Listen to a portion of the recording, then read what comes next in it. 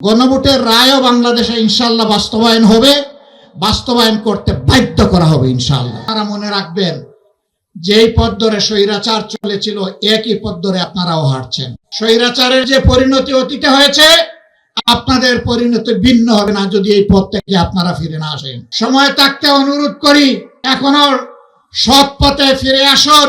জাতির সাথে গাদ্দারি বেঈমানি করবেন না। আপনারা এসে বলুন, আমরা ইতিমধ্যে যা করেছি ভুল করেছি, আমরা জনগণের দেওয়া রায়, গণভোটের রায় আমরা বাস্তবায়ন করব। আপনারা বলেন আপনারা নাকি সংস্কারের প্রবক্তা, আপনাদের আগে কেউ সংস্কার কর্মসূচি ঘোষণা করে নাই, কিন্তু আফসোস আপনাদের সংস্কার কর্মসূচির প্রথম দফার সাথে আপনারাই আজকে গাদ্দারি করছেন। আমরা চেয়েছিলাম ফ্যাসিবাদীরা যেমন করে গুম এবং খুনের সংস্কৃতি চালু করেছিল, সেই গুম সংস্কৃতিকে নির্মূল করার জন্য একটা স্বাধীন গুম কমিশন গঠন হোক। আপনারা তার বিরোধিতা করছেন।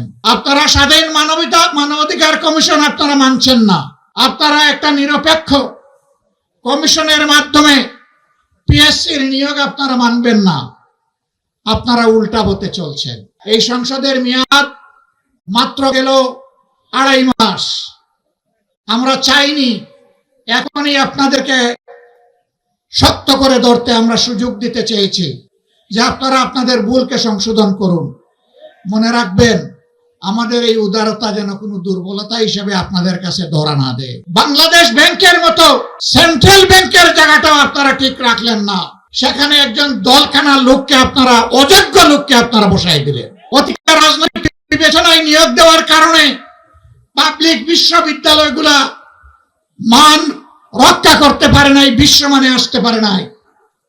আবার আপনারা দক্ষ বিসি, প্রবিসি, প্রক্টর, প্রভুষ সবাইকে সরিয়ে দিয়ে দলখানা লোকদেরকে সেখানে বসাবেন। জাতির সাথে এটি হচ্ছে প্রহসন।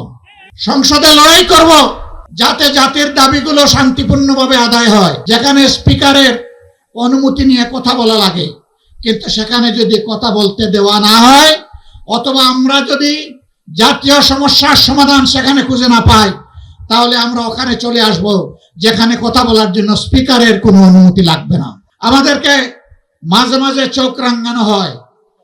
কেউ কেউ বলেন যে যদি আপনারা এই করেন ওই করেন তাইলে আগামীতে এ হবে ওই হবে। বন্ধু, ভয় দেখাবেন না। যাদের নেতারা হাসতে হাসতে ফাঁসির তক্তার উপর দাঁড়াতে পারে, তাদেরকে কোনো কিছুর ভয় দেখাবেন না। পার্শ্ববর্তী দেশ আমাদের প্রতিবেশী, প্রতিবেশীকে সম্মান করি। আমরা চাই আপনারা শান্তিতে থাকুন। আমরা চাই আপনাদের দেশের ভিতরে মানবিক পরিবেশ তৈরি হোক। আমরা চাই না ধর্মের ভিত্তিতে সেখানে বিভাজন এবং অশান্তি হোক।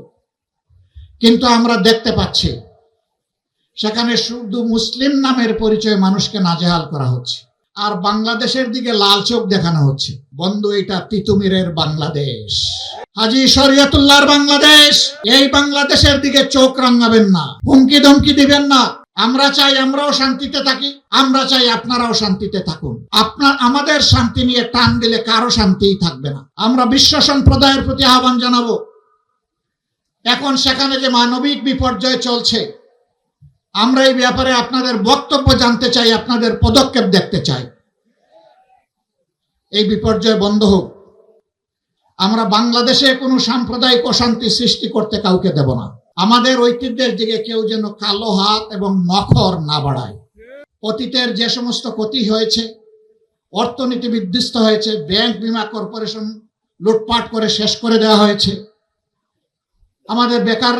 আমাদের যুবকরা বেকার, দিন দিন বেকারের মিছিল বেড়ে যাচ্ছে। এগুলোর সমাধান কিভাবে হবে তাই নিয়ে চর্চা হবে সংসদে।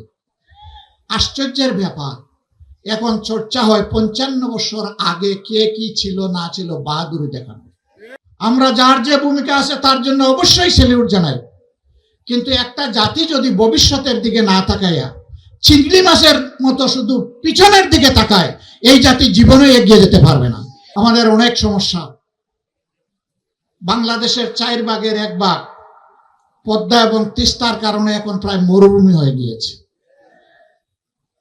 আওয়ামী লীগের প্রথম সরকার ক্ষমতায় আসার পর পরীক্ষামূলকভাবে 15 দিনের জন্য ফারাক্কাবাদ এটা বাস্তবায়নের সুযোগ দিয়েছিল। এর কার্যক্রম সরকারকে আমরা সাধুবাদ জানাই। ইতিমধ্যে পদ্মা ব্যারেজের ঘোষণা দিয়েছেন।